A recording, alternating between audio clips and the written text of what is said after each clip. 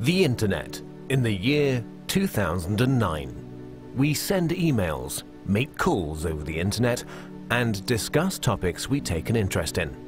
Even our banking is going virtual. But what we take for granted today was only a vague idea 50 years ago.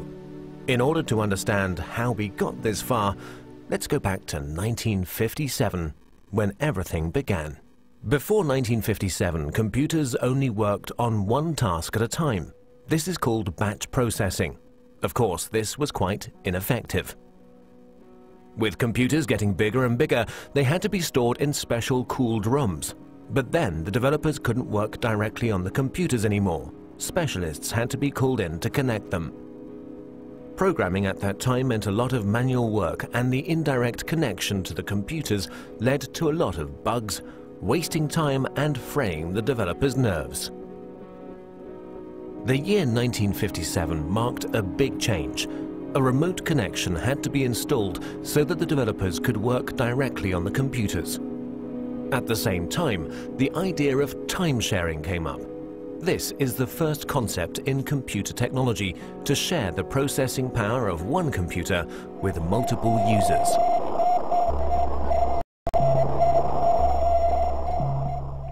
On October the 4th in 1957, during the Cold War, the first unmanned satellite Sputnik 1 was sent into orbit by the Soviet Union. The fear of a missile gap emerged. In order to secure America's lead in technology, the US founded the Defense Advanced Research Project Agency in February 1958. At that time, knowledge was only transferred by people. The DARPA planned a large-scale computer network in order to accelerate knowledge transfer and avoid the doubling up of already existing research. This network would become the ARPANET. Furthermore, 3 other concepts were to be developed, which are fundamental for the history of the Internet. The concept of a military network by the RAND Corporation in America. The commercial network of the National Physical Laboratory in England. And the scientific network Cyclades in France. The scientific, military, and commercial approaches of these concepts are the foundations for our modern Internet. Let's begin with the ARPANET, the most familiar of these networks. Its development began in 1966. Universities were generally quite cautious about sharing their computers. Therefore, small computers were put in front of the mainframe. This computer, the interface message processor, took over control of the network activities, while the mainframe was only in charge of the initialization of programs and data files.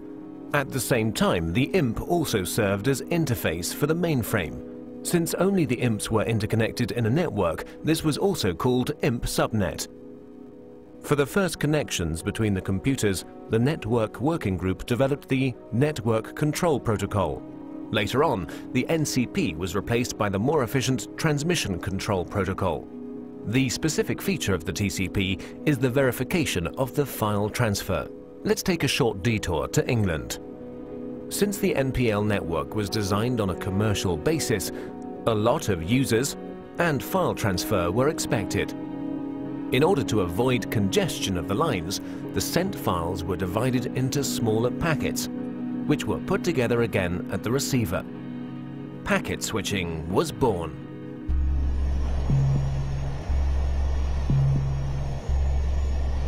In 1962, American Ferret aircraft discovered middle and long-range missiles in Cuba, which were able to reach the United States.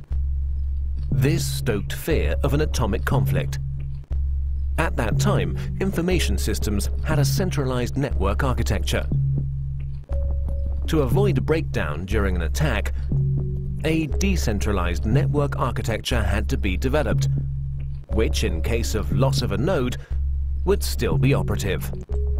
Communication still used to work through radio waves. That would have caused problems in case of an atomic attack. The ionosphere would be affected and the long-wave radio waves wouldn't work anymore. Therefore, they had to use direct waves, which, however, don't have a long range. A better solution was the model of a distributed network. Thus, long distances could be covered with a minimum of interference. Another milestone followed with the development of the French network Cyclades.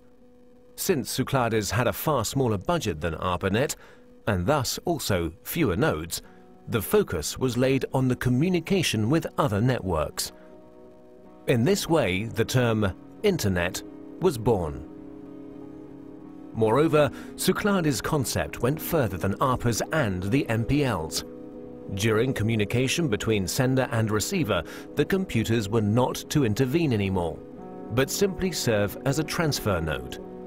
Cyclades' protocol went through all machines using a physical layer that was implemented into the hardware, providing a direct connection with the receiver, an end-to-end structure. Inspired by the Cyclades network and driven by the incompatibility between the networks, their connection gained in importance everywhere. The phone companies developed the X.25 protocol, which enabled communication through their servers, in exchange for a monthly basic charge, of course.